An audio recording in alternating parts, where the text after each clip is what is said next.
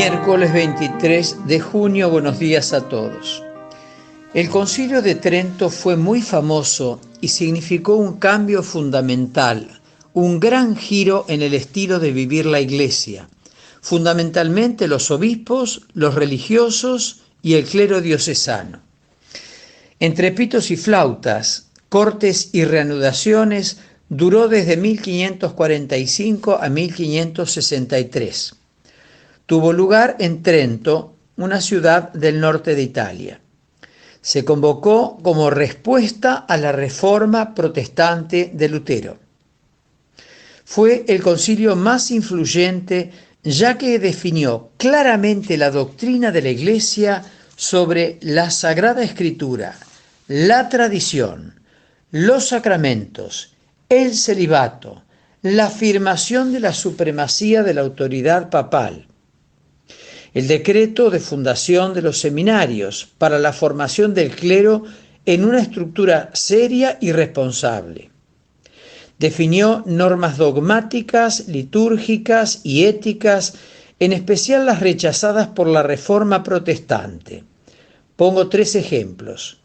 La presencia real de Cristo en la Eucaristía, que había sido rechazada por el luteranismo. La justificación por la fe y las obras. Recordemos que ellos sostenían, nos salvamos por la sola fe. Y la conservación de los 7 sacramentos. No quiero entrar en detalle, pero el protestantismo perdió prácticamente los 7 sacramentos. Al que no le guste la historia de la Iglesia puede escuchar el audio de ayer o rezar una Ave María, porque esto es historia de la Iglesia. El Concilio de Trento tiene antecedentes. La historia reconoce que la Iglesia pasaba por uno de los momentos más duros de su existencia.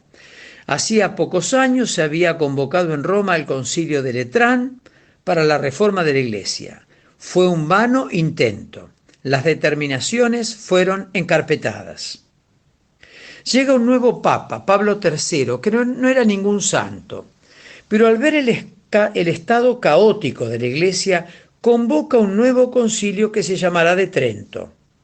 Lo convoca este Papa Pablo III en 1535 en Mantua, pero no se le permitió entrar en la ciudad. Lo trasladó entonces a Vicenza, pero no asistieron los obispos.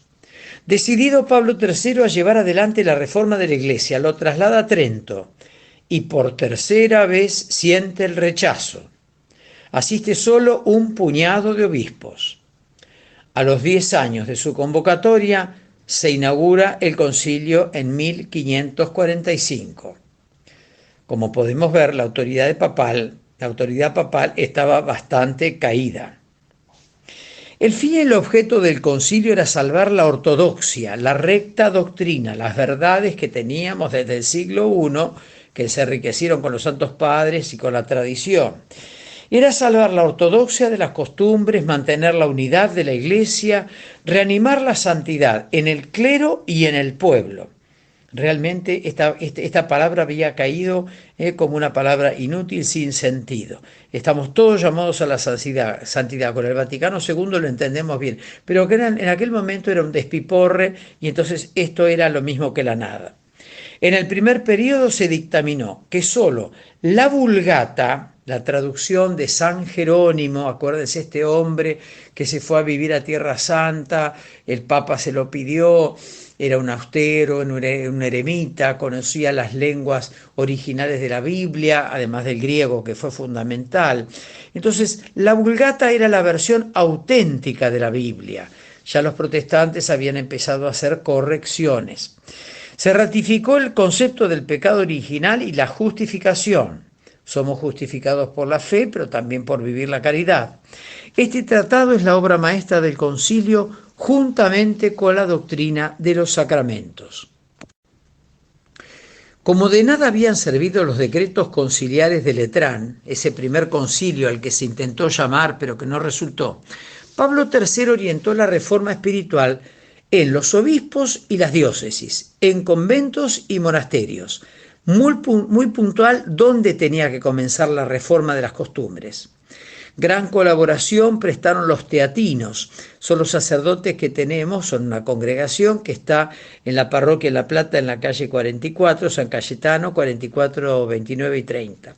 Fueron fundados por San Cayetano de Tiem y por Pedro Carafa. No decayó el ánimo de Pablo III ante los fracasos y mientras se reunía el concilio trabajó en la reforma espiritual. Aprobó y bendijo la Compañía de Jesús, los jesuitas, fundados por San Ignacio de Loyola.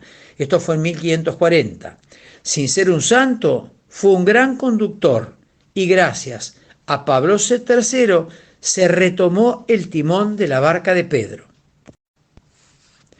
Muerto Pablo III, le sucede Julio III, que no era el hombre ideal, y a él le sucederá Marcelo II, que gobernó la Iglesia solamente 30 días. Desde el 55 al 59 será Papa Pedro Carafa. Se le llamó el temido. Era un hombre austero, monacal, enérgico, era el hombre de la época y del momento. Su acción se orienta a la reforma espiritual. Pablo IV encarna personalmente la gran reforma espiritual del siglo XVI. Suspendió el concilio para activar la reforma espiritual. Luego de realizados los trabajos centrales, el concilio se clausuró el 4 de diciembre de 1563. El concilio de Trento es el concilio del pastoreo de almas por los sacramentos. El concilio clarificó, limpió y afianzó a la Iglesia con tal maestría que por 300 años no se llamaría a concilio. A fines del 1800 tendríamos el Vaticano II, el Vaticano I, Concilio Vaticano I, que se perdió, ¿se acuerda cuando le sacan toda la tierra a la Santa Sede, Garibaldi y Vittorio Emanuel? Trento no imprimió un nuevo rumbo a la Iglesia, solo afirmó la ortodoxia y devolvió al pueblo la confianza en sus pastores. Desde Trento, el obispo y el párroco deberían vivir con el pueblo.